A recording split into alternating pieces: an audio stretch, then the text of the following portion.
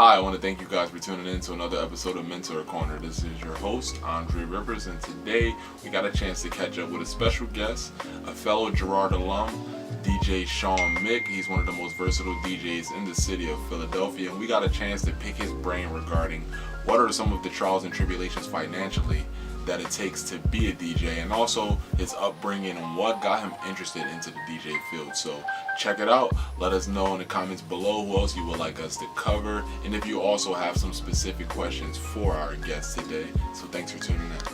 I go by the name of Sean Mick. I'm a DJ by trade, born and raised in Philadelphia. I've been DJing almost 20 years now, and I got into it through watching DJs on TV, watching DJs at Block Party, and I decided that's what I wanted to do. Some of the financial difficulties I first encountered were just having the money to afford the equipment. I started DJing when I was literally 9-10 years old, and I wanted to DJ. I couldn't get my parents or grandparents to buy the equipment for me, and I saved and I put together birthday money, Christmas money, worked little odd jobs in the summers, and really scraped together money to be able to get the money for the equipment. And I would say for anyone starting out DJing, it's hard to have the money, unless you have, other financial means. It's hard to have the money to get the equipment and the resources you need to do it on a professional level. So like almost any small business, the startup capital is the hardest part for a lot of people. Managing your finances to deal with the flow of being busy. You might have a week where you get 3 gigs. You might have 3 gigs at $500 a gig, and you think, well, if I make $1,500 a week, that's $6,000 a month, and that's $72,000 a year. I'm good. I can do this professionally. Versus those 3 weeks in February where you might not have a gig at all, and you say, well, how am I going to afford bologna sandwiches next month?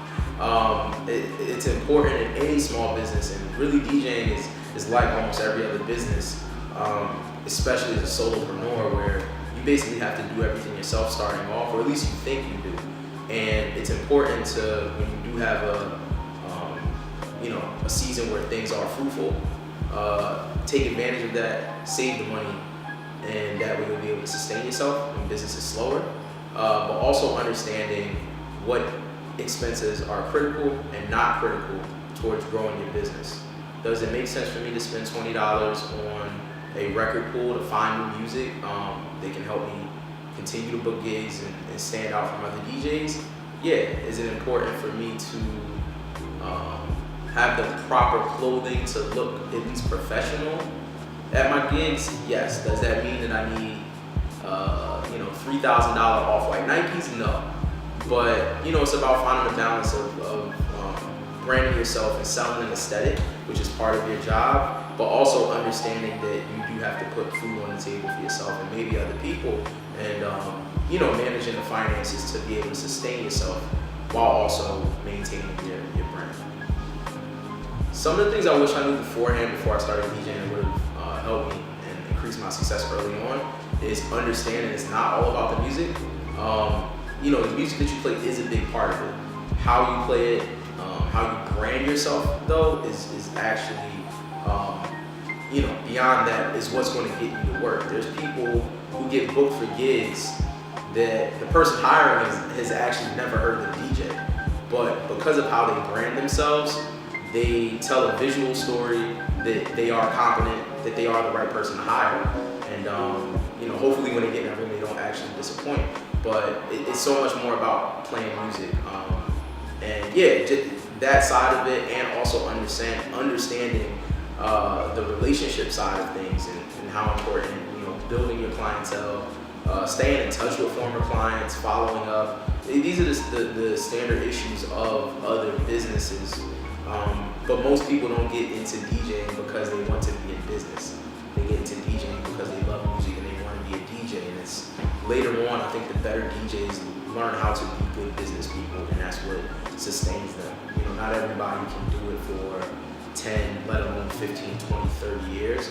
And the people that you see at the top of the field who have been there for a long time, they picked up a certain level of business acumen that is sustaining their talent.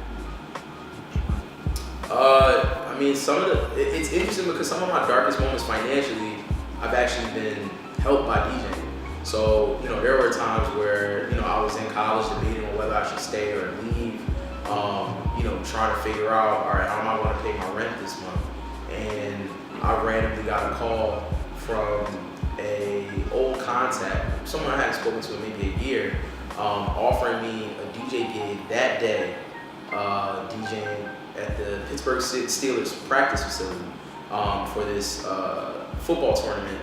And I think the pay for the day covered my rent for the next month.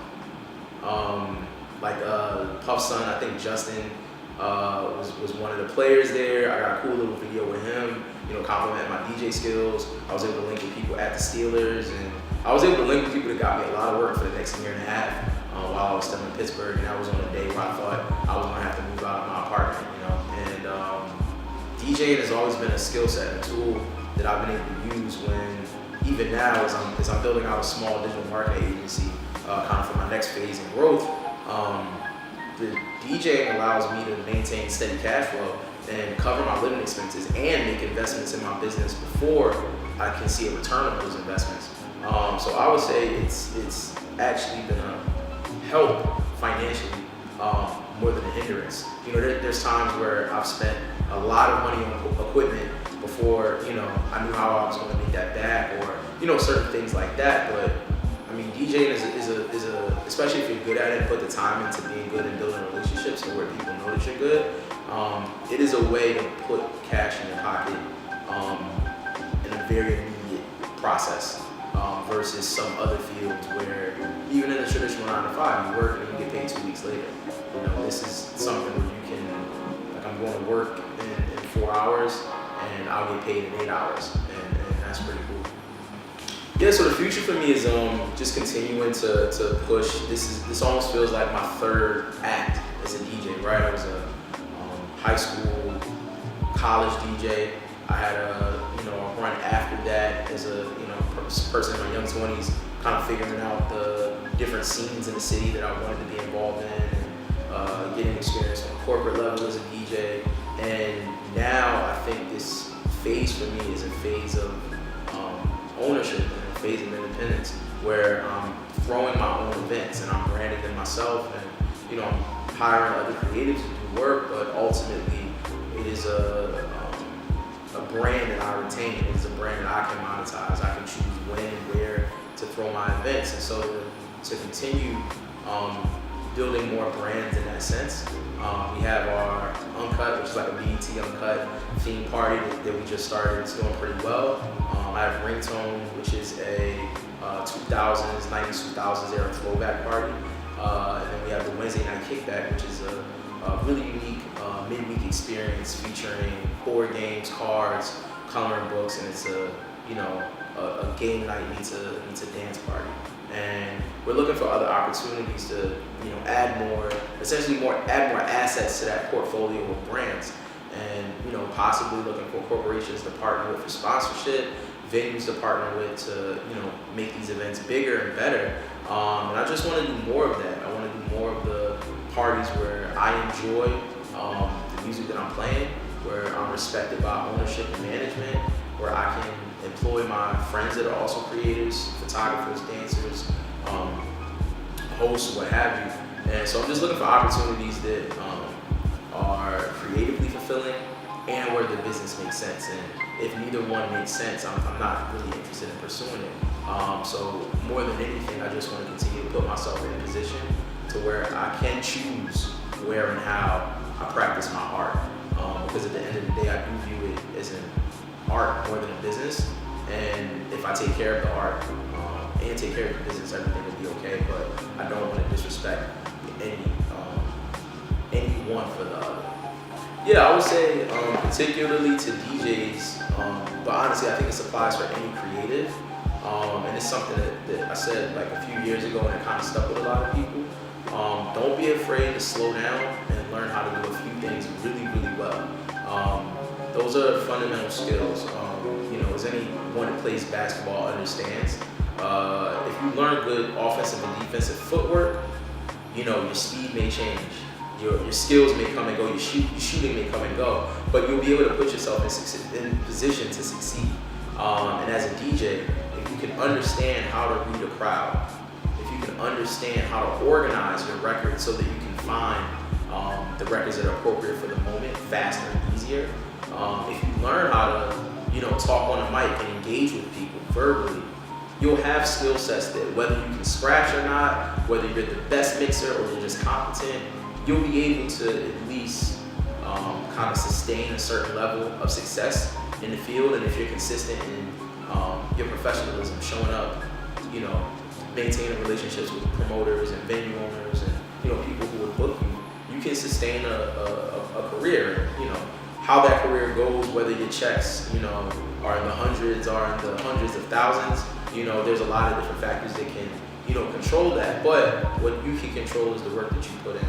So I would just say work on building very solid fundamental skills, work on understanding yourself, who you are and what you want, so that you can tell a unique brand story, and put in the work to build an audience that connects with what that brand story is. It's not a simple thing to do to build an audience or to learn who your brand is and have the courage to tell that story, but the sooner you do that, the better off you are, and that's the most valuable work that you can do to build a successful, sustainable, not just DJ career, but a career in any creative field.